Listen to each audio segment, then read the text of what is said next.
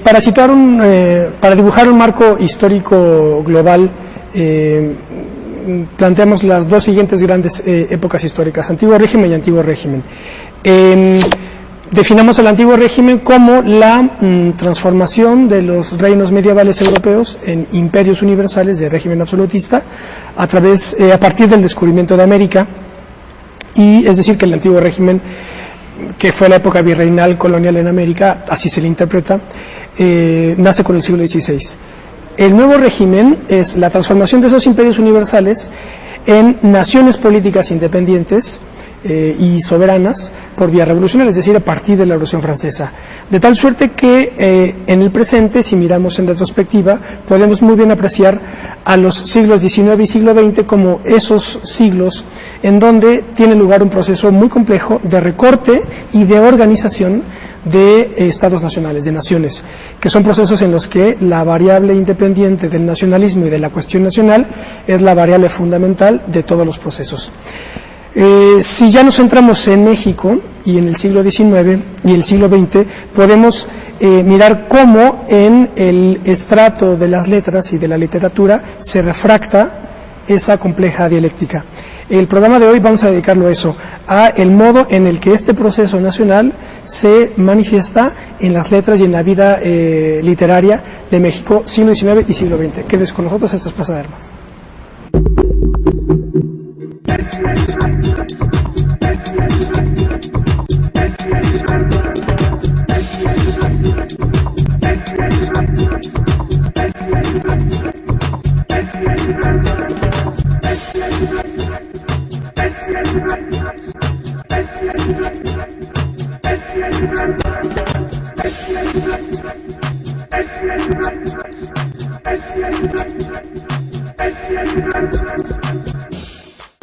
¿Qué tal? Qué bueno que están en otro debate de Plaza de Armas aquí por Capital 21. Les recuerdo nuestro correo electrónico plazadearmasc21@gmail.com y nuestra página propia www.plazaarmas.tv. Bueno, como dije en la introducción, vamos a dedicar este programa a hablar sobre la literatura nacional, la expresión nacional, para utilizar la fórmula de don José Luis Martínez, y vaya este programa en homenaje a José Luis Martínez, la expresión nacional, que es cómo a través de las letras la nación mexicana durante el siglo XIX y el siglo XX se configura y se da una forma histórica determinada. Para hablar sobre ello, tengo el placer de saludar a nuestros invitados. Nos acompaña la doctora Belén Clark de Lara.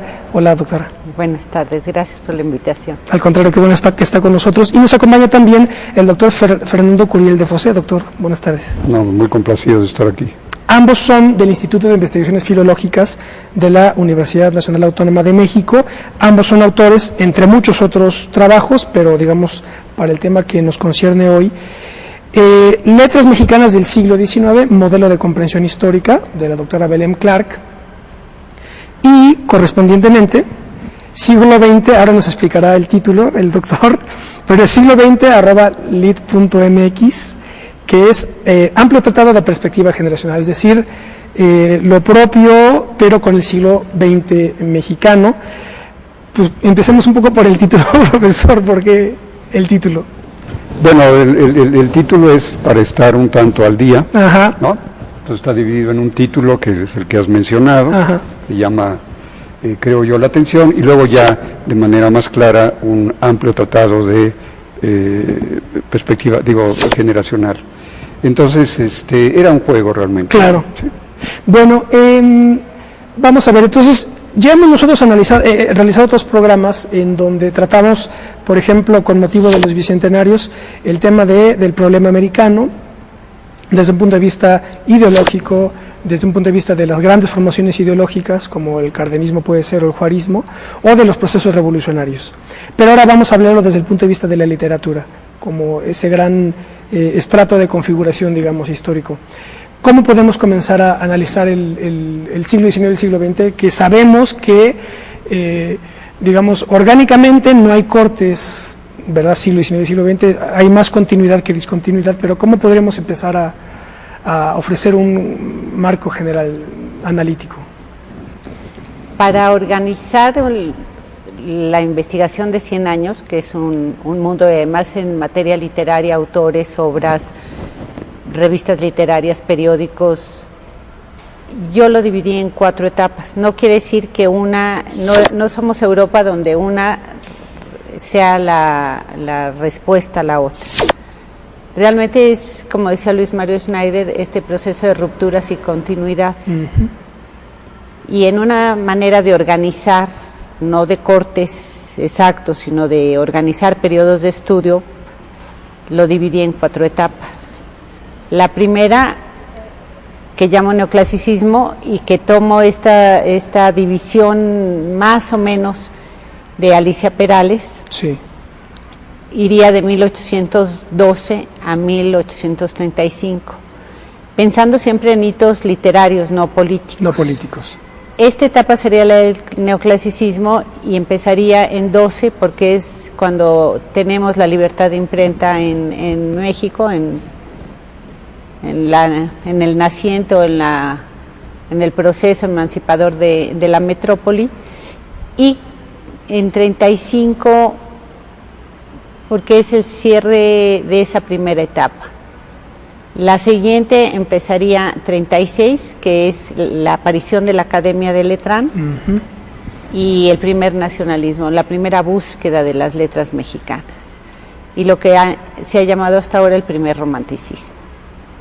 Este cierra en 66, porque en 67 empieza la República restaurada, la modernidad en México, por llamarla, pues porque estamos entrando a la modernidad ideológica, un poquito más tarde a la económica y sí, a la literaria o cultural un poco después. Todo en un proceso muy rápido. En 67 entramos a la República restaurada, se van a separar los hombres de la pluma del gobierno juarista en una pugna política y va a iniciarse lo que después vamos a conocer como la República de las Letras. Esta etapa llegaría hasta 1875 y le llamo el nacionalismo, segundo romanticismo se le ha llamado. Y en 76 empezaría la etapa que Alicia Perales llama del modernismo y yo prefiero llamar de la modernidad, porque no es un solo movimiento literario el que se da en estos últimos años, en el último tercio del siglo XIX, sino que están aflorando todos al mismo tiempo. Esa es la modernidad, ese es el eclecticismo, y se va a dar la búsqueda hacia la universalidad en las letras. El modernismo que llevaría la batuta sería literariamente este movimiento, pero tomando de los otros lo que considera que tiene bello. Y cierro el siglo en 1911, que es cuando desaparece, cuando se publica el último número de la Revista Moderna de México, que es, digamos, el último bastión del modernismo, ya con los ateneístas dentro. Y ahí se cerraría el siglo en 4 etapas para su posible estudio, con las rupturas o continuidades que tuvieron. ¿Cuáles son las figuras fundamentales de cada periodo? Hombres literarios estarían en los Lacunza, en la primera etapa, Ignacio Ramírez, pero vamos a ver cómo continúa todo el siglo, Guillermo Prieto. En la segunda es hablando de la primera son todavía los neoclásicos, los que vienen de la Arcadia. Yo creo que la gran figura sería, sin ser neoclásico, pero por esa época, Lizardi. Yo creo que es el paradigma. Luego vendría la Academia de Letrán, con los Lacunza, con Guillermo Prieto, con Ignacio Ramírez. Luego vendría la República de las Letras, abanderada por Ignacio Manuel Altamirano. Y ahí está Cuéllar, vuelve a estar Prieto, está Riva Palacio, está otra vez Ramírez, los grandes nacionalistas. Y en 76, ya en la última etapa, al principio dice Gutiérrez Nájera solo, el que va dando una propuesta diferente hacia el modernismo. 76 porque es el año del primer manifiesto. Yo digo primer manifiesto, no manifiesto, se dice que el modernismo no los tuvo. Pero Gutiérrez Nájera yo creo que es donde plantea lo que va a ser después la independencia del nacionalismo y de los patrones hispanos, nada más. Y ahí estaría Gutiérrez Nájera, están caminando, no entrando a las polémicas de construcción del modernismo, pero estaría Otón, estaría López Velarde, estaría Valenzuela, como los grandes nombres. La generación o la constelación que le sigue de inmediato estaría Tablada, estaría Balbino Dávalos, estaría Ceballos, así de los grandes, ¿no? Nervo, por supuesto.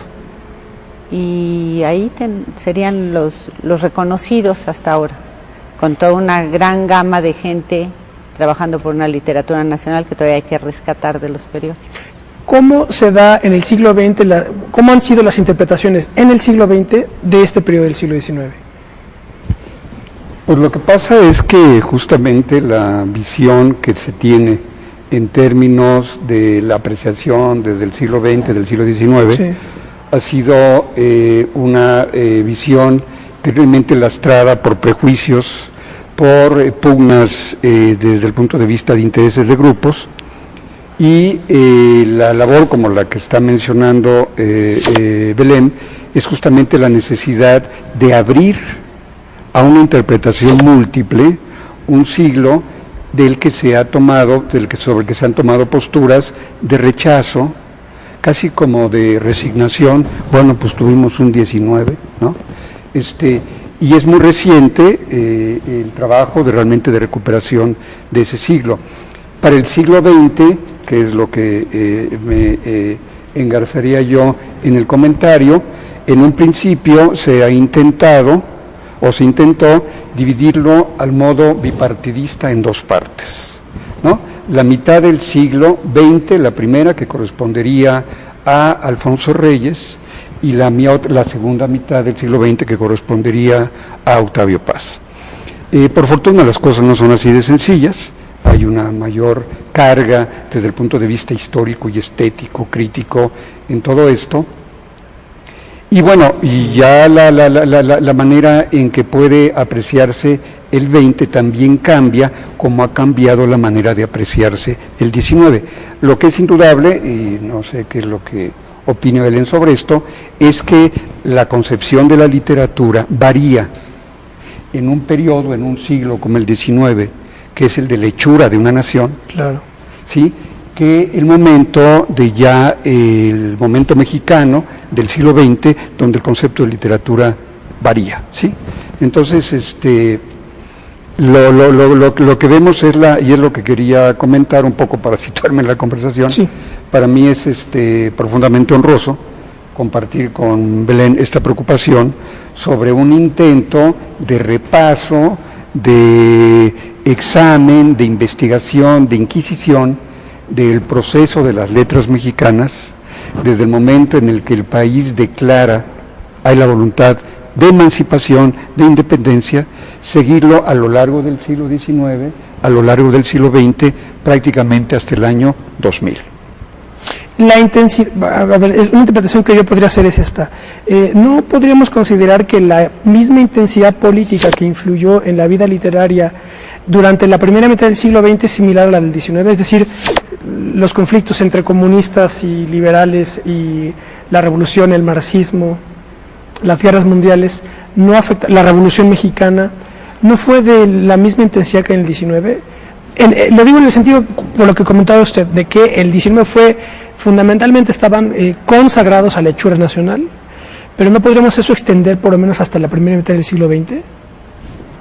Sí, no sé tú qué opinas, pero desde luego, desde el punto de vista de lo que sería el contenido político, cultural, educativo, sí puede pensarse que el siglo XX es un siglo de batallas tan intensas como lo fue el siglo XIX. Lo que pasa es que hay ciertas especificidades, claro. O sea, hay notas que marcan un distinto tono y propuestas, ¿no?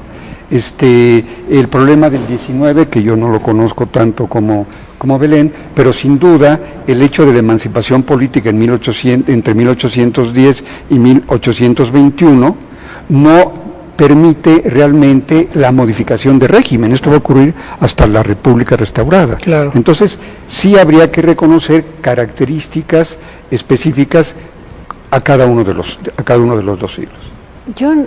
Yo como tampoco conozco el 20 y me rehúso a conocerlo, pero en el 19, en las etapas de guerra se paraba la literatura, porque había que defender a la patria, contra el extranjero había que defenderse entre ellos mismos, en las guerras intestinas. Ahí sí la producción literaria baja considerablemente, porque los hombres de guerra eran los mismos de la pluma, entonces dejaban la pluma un poquito para ir a defender. Y yo creo que eso no pasa ya están divididos, ya no son los mismos los que van a la guerra que los que escriben. En el 20. En el 20. Entonces la producción, pues siempre permanece. Conflictiva o no conflictiva, pero está. Bueno, pero en el 19 eso sí es la parte interesante de un proyecto compartido. Claro. ¿Sí? Que es el de las dificultades de su propia fragua. ¿Sí? Claro, claro. Lo complejo de llegar a una visión compartida sobre cómo contar, cómo relatar el proceso de las letras en un país específico, con características muy específicas, ¿no? Que es lo que estamos haciendo, intentando hacer Belén y yo. Porque, por ejemplo, si el concepto de las letras en el siglo XIX no tiene, vamos a llamarle, las fronteras precisas que plantea el 20, de todas maneras, estos hombres con médula de león, como se decían, estos forjadores de la patria a lo largo del 19, siguen haciendo literatura. Lo que pasa es que es una literatura oratoria, es una literatura constitucional, es una literatura de orden periodístico, claro. Pero el ejercicio como tal de las letras continúa. No la producción estética específica, porque se están en condiciones de invasiones extranjeras, de divisiones internas, de una guerra larguísima que se inicia prácticamente en el momento de la independencia entre la postura liberal y la postura conservadora. Pero bueno, yo sí creo que se sigue de alguna manera ejercitando por otras vías, por otros medios, las letras. Bueno. A lo largo del 19. Luego en el siglo XX, nada más como un comentario, sí. Desde luego también hay momentos de especial complejidad en la vida política, militar, económica, etcétera, etcétera, que llevan a trastocar un tanto la producción normal del sistema literario, ¿no? Pero también a su vez produce un determinado tipo de género, pues es el fenómeno de la novela de la Revolución. Claro, ¿no? Totalmente. Sí. Entonces, lo que habría que encontrar es justamente lo que distingue las simpatías y diferencias entre uno y otro siglo. Pero sobre la pregunta de si las batallas políticas sociales del 20 no son comparables a las 19, desde luego que sí, de la misma intensidad. Tengo aquí en la entrevista clásica de Carballo a Vasconcelos, hay una parte en la que dice Vasconcelos, bueno, le pregunta a Carballo, ¿qué razones lo movieron a escribir los 4 tomos de su autobiografía, mejor, de sus memorias? Y entonces dice Vasconcelos, pero Vasconcelos estaba con la desesperación vasconcélica que la cuña Reyes, ¿verdad? Dice, la mala suerte engendra toda la literatura. Escribí mis libros para incitar al pueblo contra el gobierno. Me creyeron un payaso. Escribir es hacer justicia.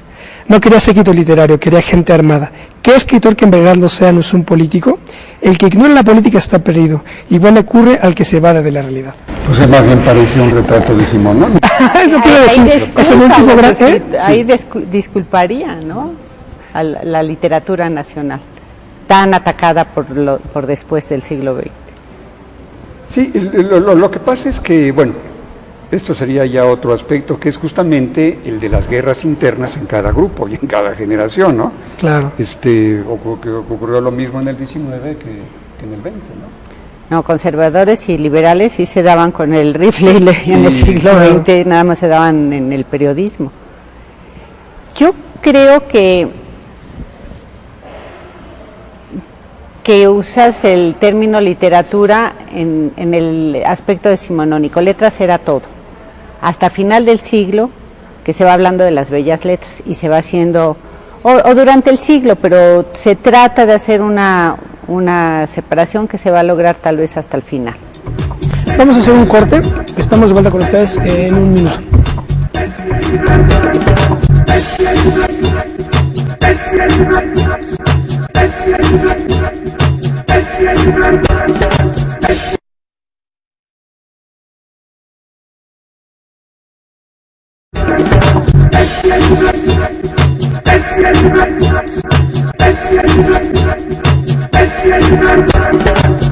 Bueno, ya estamos de vuelta, esto es Plaza de Armas, estamos conversando con la doctora Belén Clark y el doctor Fernando Curiel del Instituto de Investigaciones Filológicas de la UNAM sobre letras nacionales siglo XIX y siglo XX. Aprovecho para comentarle otras publicaciones de la doctora Clark. Tenemos de José Tomás de Cuéllar, obras 1, narrativa 1, El pecado del siglo, novela histórica, época de Revillagigedo, estudio introductorio de la doctora Belén Clark, todo esto editado por la UNAM. También tenemos este otro trabajo, La República de las Letras, Asomos a la cultura escrita del México decimonónico, son 3 volúmenes, yo tengo aquí uno de ellos, también edición de Belén Clark y Elisa Speckman Guerra, todo de la UNAM. Trabajos espléndidos de reconstrucción y de recopilación de material literario, y también la construcción del modernismo. Este es edición de usted también, ¿verdad, doctora? Con Ana Laura Zavala, la construcción del modernismo de la UNAM. ¿Por qué no hablamos ahora, doctor Curiel, así como nos ofrece la doctora las 4 grandes periodos del siglo XIX, qué pasa con el XX? Sí, los intentos, y que de alguna manera se reflejan en el libro, y sobre todo en la práctica del seminario de posgrado de la Facultad de Filosofía y Letras, es el ir reconociendo como ciertos trechos del proceder literario a lo largo del siglo XX. Yo empiezo, Belén, según lo acaba de comentar, ve el límite inferior del siglo en 1812, porque se produce un fenómeno un episodio importantísimo, que es la libertad de imprenta. Esto habla ya de la democratización, ¿sí?, del texto, del discurso. Bueno, y que coincide con el hecho de que Morelos toma el timón del proceso, ¿no?, político. Tiene sus correspondencias. Ahora volveremos a ese punto. Entonces ella lo lleva con sus 4 periodos y sus movimientos del romanticismo nacional, lo lleva hasta el año de 1911, porque es el año en que muere el director de la revista Moderna, ¿sí?, ya llamada Revista Moderna de México, Jesús E. Valenzuela, y desaparece la revista. Entonces hay razones que tienen que ver con el discurso. Sí. Por un lado, la libertad de imprenta, y por otro, la desaparición de Revista Moderna de México, la muerte de su director. Yo tomo el siglo literario, el siglo XX, siglo tan polémico también, tomo el siglo XX a partir de 1898, que es la aparición de la Revista Moderna, ya como una expresión clarísima de independencia, autonomía, emancipación literaria. Sí, literaria. Y lo termino en el año 2000, porque desde el punto de vista generacional hay un fenómeno en 1995, que es la aparición del crack. Autoproclamándose generación, pese a que ya los temas generacionales estaban totalmente desacreditados, este es un grupo que irrumpe con el ánimo de generación. Y en el año 2000, derivado, pero además ya multitudinario, del crack, hay un movimiento que se llama de los enterradores. Enterradores, que también se proponen a través de un manifiesto como generación. Si en el crack son cerca de 8, en el caso de los enterradores la lista anda en 67, 68. Ahora, ¿cómo ver ese límite inferior y límite superior en términos de periodos más o menos característicos? En el ejercicio que hacemos en este intento de repaso generacional, vemos una especie de continuidad entre el modernismo, el Ateneo, sí, y las vanguardias, lo cual va llevando ya donde estarían contemporáneos. ¿Sí? Estarían estridentistas, estarían agoristas, lo cual lleva ya a una periodicidad que correría de 1898 hacia 1830, 35. 1930. Por ahí, ¿no? Luego vendría ya lo que es un periodo de grandes pugnas de movimientos literarios e ideológicos, donde está la novela de la Revolución, que había empezado antes, donde está el movimiento indigenista, donde está el neocolonialismo. O sea, hay un enorme debate ideológico estético, ¿sí? Que termina allá por 1940. Luego habría otro trecho que corre de 1940 a 1968, que para mí es el momento de la desinstauración de la Revolución Mexicana, y luego de 68 al 2000. Entonces, aquí lo que hay es una propuesta por debatirse, por analizarse, etcétera, ¿no?, que comprende 2 siglos de literatura mexicana, tal como lo plantea y lo analiza Belém, y tal como yo intento plantearlo por lo que se refiere al 20. ¿Cómo se dan? ¿Hay correspondencias? ¿Cómo hay hilos vasos comunicantes entre unas y otras? ¿Podría decirse o no? ¿Entre las etapas? Sí. Entre el 20 y 19. Sí, por supuesto. El modernismo, que por eso lo retoma Fernando, no se va hasta los orígenes con Gutiérrez Nájera y José Martí en México, sino la revista moderna ya como grupo. Yo creo que es la primera vez que ellos se manifiestan como un grupo. Somos los decadentistas. De ahí a que lo fueran es otra cosa, pero así se proclaman. En el otro transcurso en el resto del siglo, como que son los mismos que se van pasando de una etapa a otra. Tenemos un Guillermo Prieto que empieza jovencito en el 18 y muere en el 97. O sea, que camina todo el siglo en todos los movimientos. Como grupo yo creo que sí es con tablada a la cabeza cuando se encabalga con el siglo XX, son los que se encabalgan. Ahora, las correspondencias están también en el modo de contarlo, en el modo de estudiarlo, ¿sí?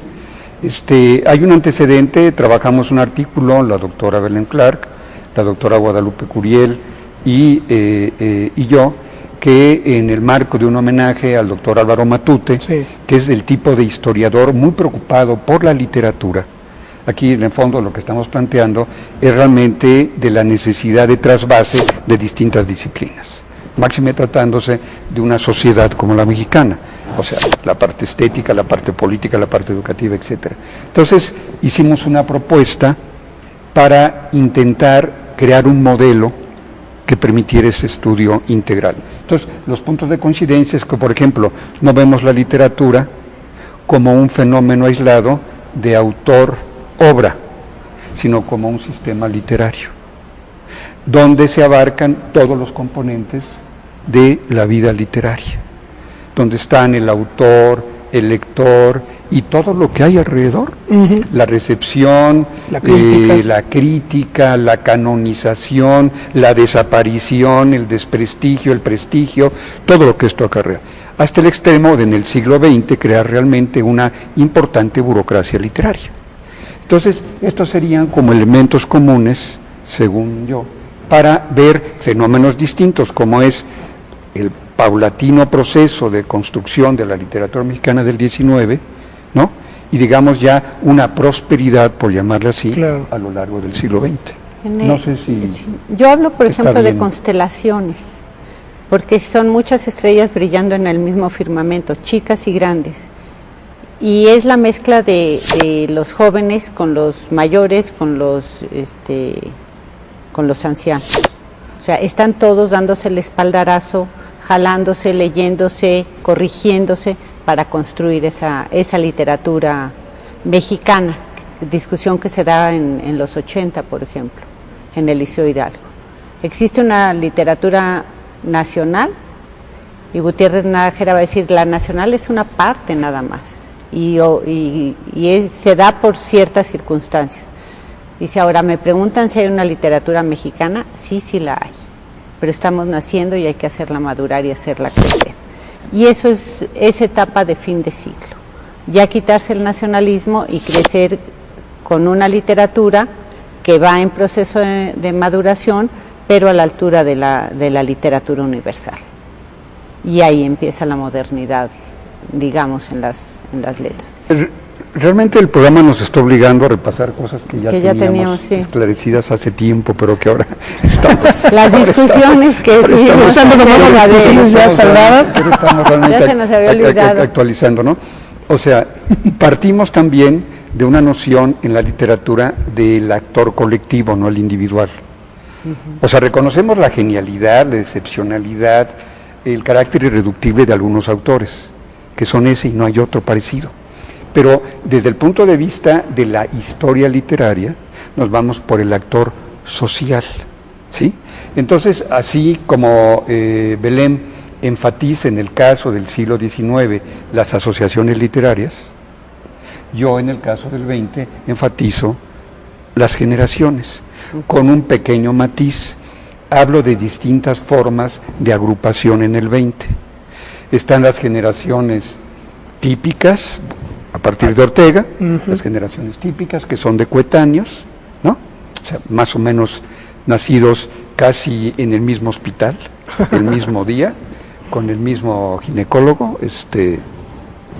Después vendrían los contemporáneos, los que son de distintas fechas, pero más o menos próximas, ¿sí? Después vendría lo que llama Belém constelaciones, que une a distintas generaciones.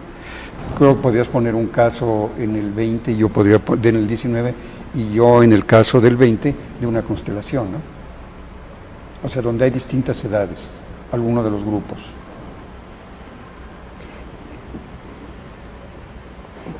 La República Restaurada. Ahí convergen varios, ahí están todos. Y son distintas. Está un Altamirano, está un Justo Sierra, y es joven, y está entrando un niño, Gutiérrez Nájera, ¿no? Claro. O sea, ahí están. Y en el transcurso se van a ir dando la mano, el espaldarazo, la ayuda, con sus diferencias, claro, y su visión de la literatura independiente. Y lo que dice Fernando, las genialidades, pero siempre en una relación social. En los grupos, en los periódicos, en las revistas, en la congregación, el Renacimiento, que es la gran revista de la República Restaurada. Altamirano la abre para conservadores y liberales. Ahí se enlazan, dejan de haber esas divisiones para un proyecto conjunto de integración y de hechura de la nación, de un público lector también, que siempre estamos preocupados. ¿Qué están diciendo los escritores, pero para quién lo están diciendo? Claro. ¿Cuál es la necesidad de ambos para que pueda haber una comunicación? ¿Por cuanto al 20? Sí, en cuanto al 20, bueno, un ejemplo inmejorable lo constituye el Ateneo de la Juventud, claro, donde tienes a figuras realmente casi niños, como Julio Torri, como Alfonso Reyes, ¿no? Claro, sí, 19, seguramente los digo, andan en sus 17, 18 años, con la alianza en términos de proyectos estéticos, pero también educativos, políticos, con un Jesús Urueta, ¿no? Con un Luis G. Urbina. Entonces lo que tienes es realmente una mezcla de generaciones. Tienes hijos, tienes padres y tienes abuelos. Y no solamente eso, la forma en que el Ateneo consigue una formidable alianza con Justo Sierra, claro, que sería un representante un tanto como del 19, ¿no? O sea, vaya, aunque ya imbuido primero en el positivismo, después en el antipositivismo, etcétera, etcétera. Entonces, pensamos, te digo, estamos refrescando categorías, pensamos que son instrumentos operativos muy útiles para la lectura integral y el proceso 19-20. Ahora bien, estamos hablando desde un punto de vista nacional, pero ¿qué es lo que pasa, digamos, regionalmente? Es decir, evidentemente que es la Ciudad de México, habrá que ver 19 y 20, pero la Ciudad de México evidentemente que es un punto neurálgico, pero ¿dónde más? Guadalajara, San Luis Potosí. Tomás de Cuéllar, por ejemplo, es potosino, ¿correcto? No, estuvo una época, yo digo que exiliado por pleitos con Juárez, cuando se empieza a separar la República de las Letras. Yo creo que sería Puebla, Jalisco, Veracruz, el sureste, Oaxaca, Chiapas, Lo que pasa es que se vienen acá, aunque regresen a sus lugares, pero son idas y venidas.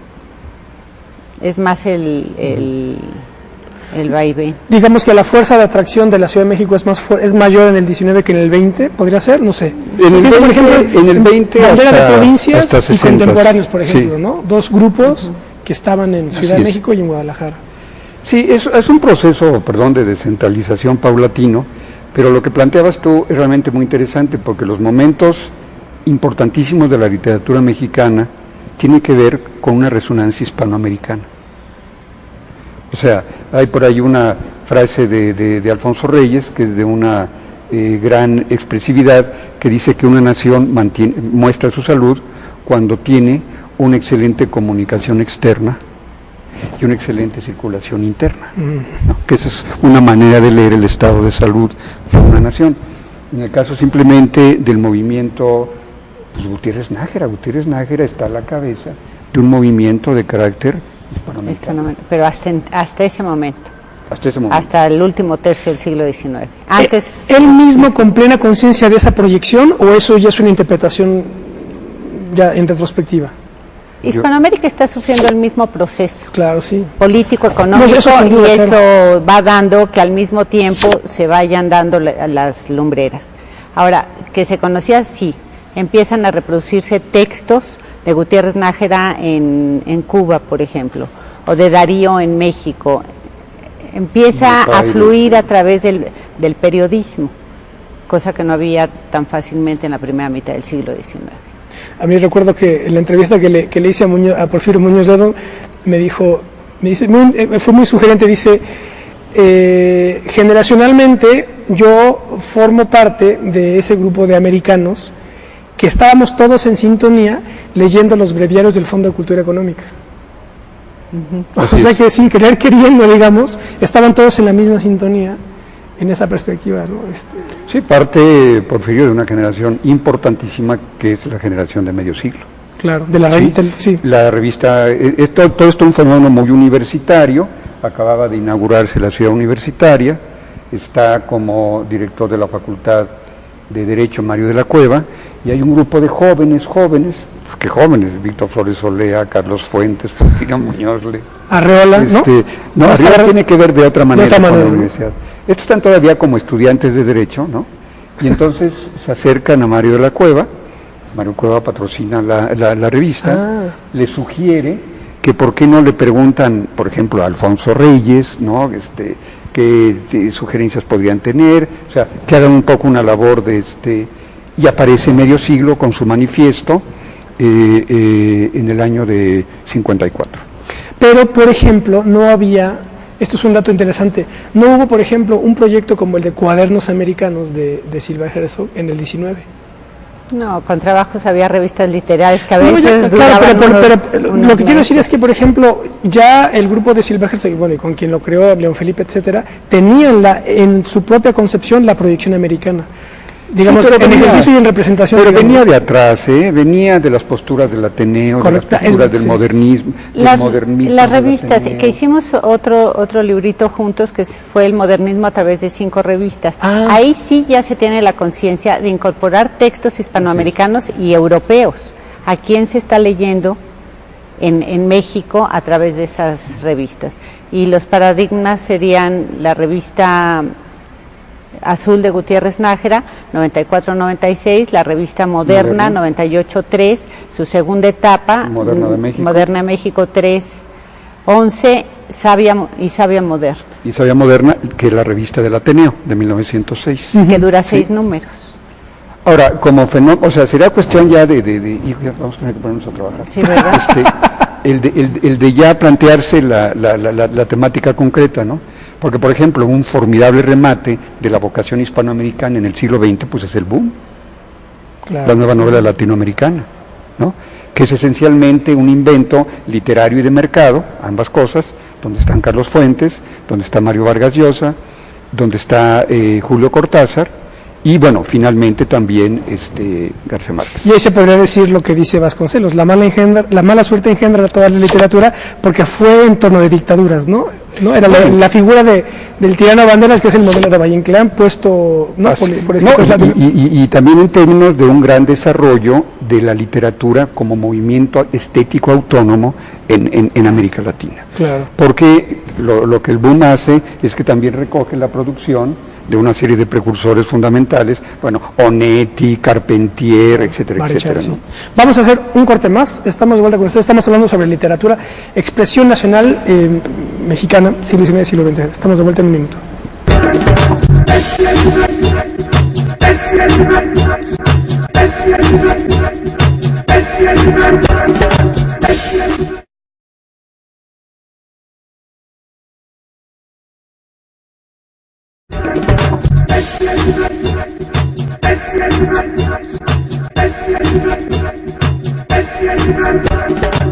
Bueno, estamos de vuelta, esto es Plaza de Armas, ya estamos en el último bloque, estamos conversando con don Fernando Curiel y la doctora Miriam Clark de la UNAM sobre la expresión nacional. Y ya para cerrar precisamente, aprovechar al máximo y de la mejor manera posible nuestros últimos minutos, yo volvería al proyecto de don José Luis Martínez, La expresión nacional, que aquí, este es un texto del 55. Aquí don José Luis Martínez plantea, digamos, las líneas maestras de lo que de lo que está por hacerse. ¿Cómo podríamos hacer un balance de este proyecto y qué es lo que falta por hacer? Yo creo que en los últimos 30 años ha habido un impulso de regresar al siglo XIX, que eso es lo valioso de las directrices que dio José Luis. Pero también hubo un momento entre 56 que nace el Centro de Estudios Literarios de la UNAM para rescatar sus fuentes, para hacer historia, para hacer estudios de la literatura mexicana, se va perdiendo esta necesidad de historiar. ¿Cómo estamos? A través de diferentes instituciones creo que se han hecho cosas. Se rescató las obras de Altamirano, de Prieto, de Ramírez. Estamos trabajando las de Cuéllar, las de Gutiérrez Nájera, Tablada, con sus bemoles. Se han editado revistas importantes, los facsímiles, pero es una mínima parte de todo lo que hay en los periódicos del siglo XIX. Hay material de nombres desconocidos, de novelas desconocidas, como decía alguna vez, los olvidados, ¿no? Esa es la literatura todavía del XIX. Se ha hecho, sí se han hecho muchas cosas. Falta la mayor parte por hacer. La mayor parte todavía. Yo añadiría nada más que reforzando el planteamiento de José Luis Martínez, que con toda razón has mencionado que es un homenaje este programa, volver a la necesidad de una lectura integral de los dos siglos. Claro. No separar 19 y 20, claro. Porque hay demasiadas articulaciones, vasos comunicantes entre un y otro. Y tiene que ver básicamente con el empeño de este país, que ahora es muy discutible y no nos vamos a meter, en el asunto justamente de la decisión de autonomía, de emancipación, de independencia, que terminó abarcando también el mundo simbólico de las artes, de la literatura, etcétera, etcétera.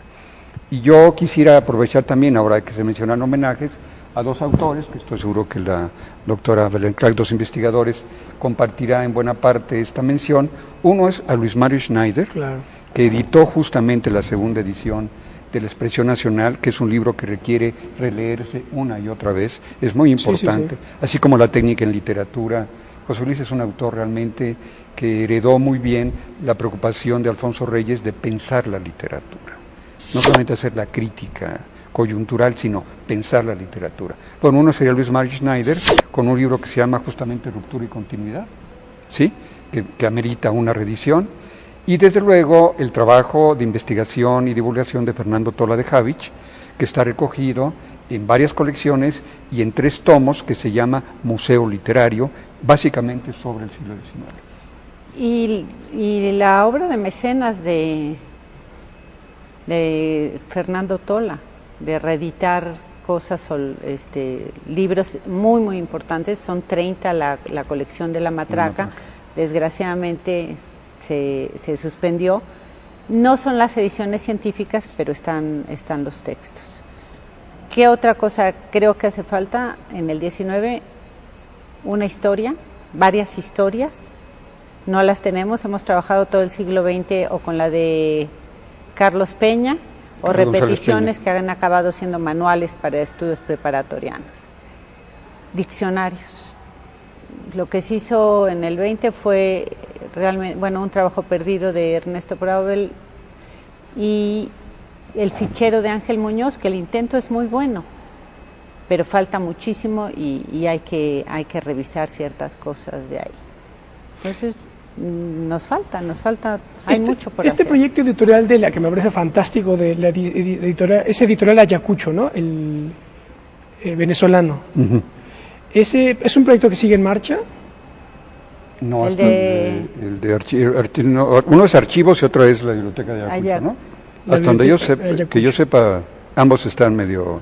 Archivos quizá está, archivos medio debilitados. Está parado. Ha sacado algunas cosas. Pero ya está parado. Pero está parado. Sí, me lo pregunto por la proyección claro. hispanoamericana otra vez, volver a esa perspectiva. Y Ayacucho creo que tiene muchos años parado, porque ¿sí? José Luis Martínez, cuando el centenario naheriano preparó lo de Gutiérrez Nájera y nunca se publicó. Uh-huh. O sea, son grandes proyectos que se ven truncados tarde que temprano. Institucionalmente, este esfuerzo, ya lo comentó usted, doctora, fue la creación del Centro de Estudios Literarios. ¿Qué otras instituciones se podrían mencionar en este sentido? Instituciones en donde se manifiesta ya esa cristalización ya más institucional, sistemática, como usted dice, de la vida, de la expresión nacional literaria. No, pues evidentemente está el Colegio de México, está la Veracruzana. O sea, ya haciéndose el recuento, aparece que no ha cesado el trabajo, el esfuerzo. Yo lo que creo es que llegue el momento como de una revisión de las condiciones de posibilidad y de qué tipo de pactos, que de manera pedante digo yo cognitivos, o sea, qué tipo de acuerdos teórico-metodológico habría que establecer para esto, ¿sí? Ahora, igual, no sé, esto puede ser un proyecto editorial en el sentido comercial, así como se hacen de repente determinadas historias, revolución, independencia, etcétera, etcétera. Bueno, bajo estas perspectivas, de repente proponerse una historia de la literatura mexicana entre los siglos XIX y los siglos XX. Por ejemplo, la expresión nacional fue un proyecto de José Luis Martínez pensado para quién. Eran ensayos que luego se reunieron correcto. No lleva una continuidad, habla se trató de ordenar cronológicamente y luego decir las tareas que había por hacer, pero no fue pensado, creo yo, como libro. No sé si venga una edición pronto de las obras completas, pero a permitir ver a José Luis Martínez en una tarea permanente, repito, de pensar... Edición de obras completas de José Luis Martínez. ¿Cuántos tomos van a ser? No, pues quién sabe. ¿Quién es el récord? Porque Alfonso Reyes sería formidable. Va en 26. Va en 26 y vienen los 7 Vienen los tomos en los proyectos en los que estamos involucrados. Vienen 7 tomos del diario, que es un monumento, es un documento importantísimo. Hay varios epistolarios que están todavía por publicarse. Sí. No hay Reyes para rato. Sí, yo creo que Reyes. Y un intento de hacer un recuento, porque queríamos hacer una historia y no teníamos todavía ni estos libros ni estas propuestas, fue La República de las Letras. Un acercamiento de Fernando siendo director de Filológicas con la doctora Guedea siendo directora de Históricas, de ver para dónde caminamos. Y fue una suma de buena parte de los que trabajábamos siglo XIX, no todos. Tantos ensayos. Nos faltó haber escudriñado tal vez más en los estados, pero bueno, se cerraba el siglo XX y ya tenemos 84 colaboradores y si así costó trabajo sacarlo. Y nos ganó la centralización. Bueno, pues les agradezco muchísimo, doctora Clark, doctor Curiel, por haber estado con nosotros. Contrario. Fantástica charla y bueno, pues espero que piensen lo mismo quienes nos miran. Tenemos entonces, entre otras cosas, Letras Mexicanas del XIX, modelo de comprensión histórica de Belém Clark, y siglo XX, @lit.mx, amplio tratado de perspectiva generacional. No deben de considerar estos trabajos para especialistas. Sería deseable que cualquier ciudadano se interesase por esto. Forma parte orgánica de la vida política de este país, no es una cuestión, ¿verdad?, de erudición cultural, sino forma parte de nuestros grandes problemas nacionales para evocar aquí están refractados de alguna manera. Es un par de provocaciones, sí. Exactamente. Muchas gracias. Muchas gracias. Bueno, y nosotros nos vemos la próxima. Hasta pronto.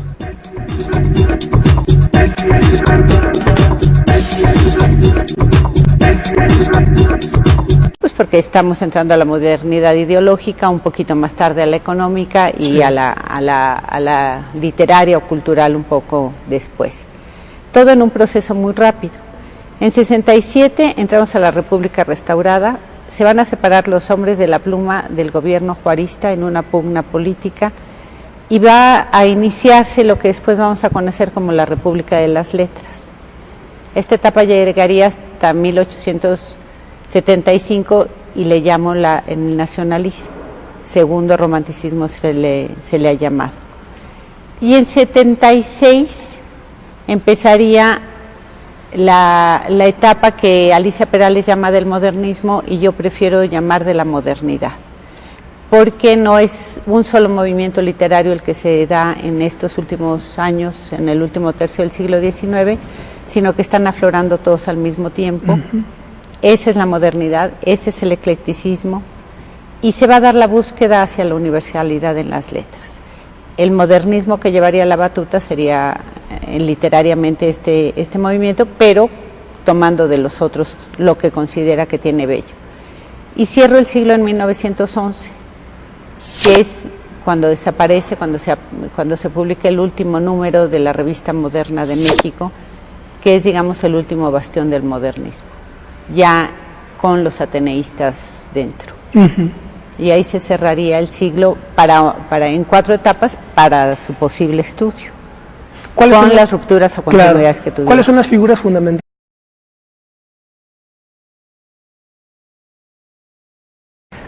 Para dibujar un marco histórico global,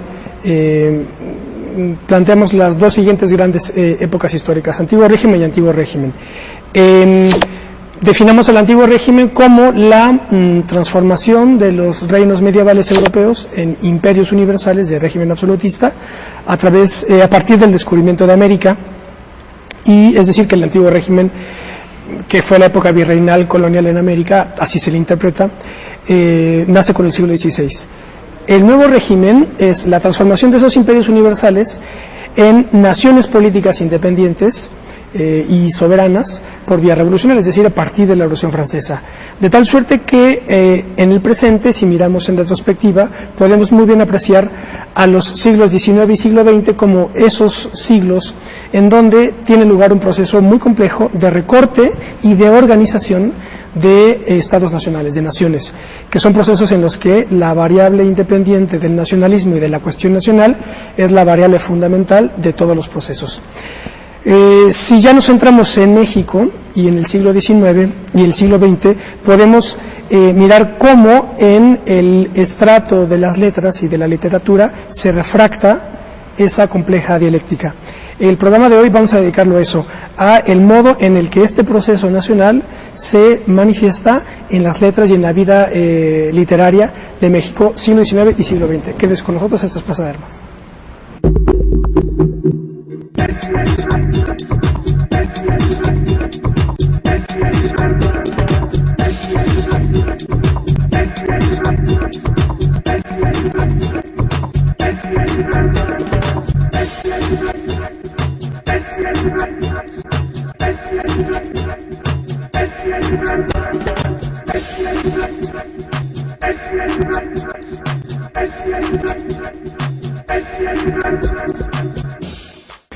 ¿Qué tal? Qué bueno que están en otro debate de Plaza de Armas aquí por Capital 21. Les recuerdo nuestro correo electrónico plazadearmasc21@gmail.com y nuestra página propia www.plazaarmas.tv.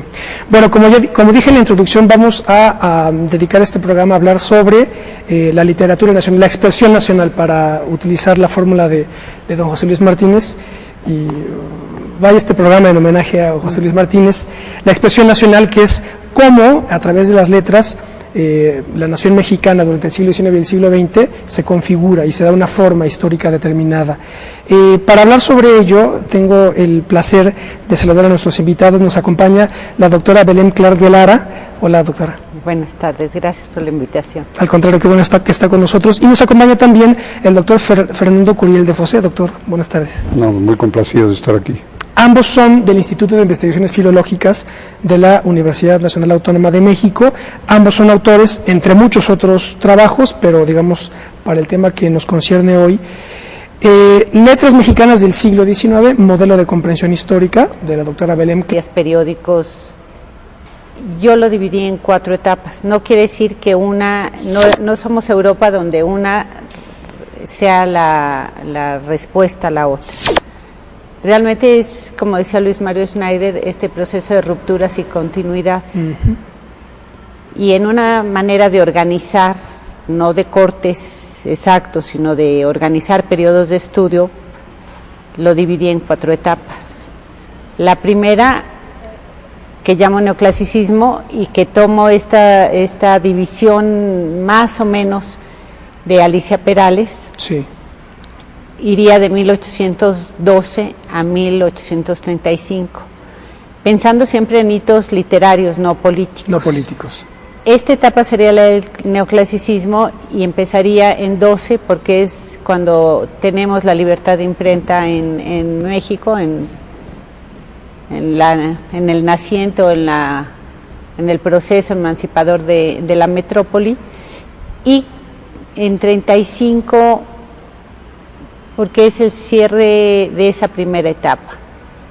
La siguiente empezaría 36, que es la aparición de la Academia de Letrán, y el primer nacionalismo, la primera búsqueda de las letras mexicanas, y lo que se ha llamado hasta ahora el primer romanticismo.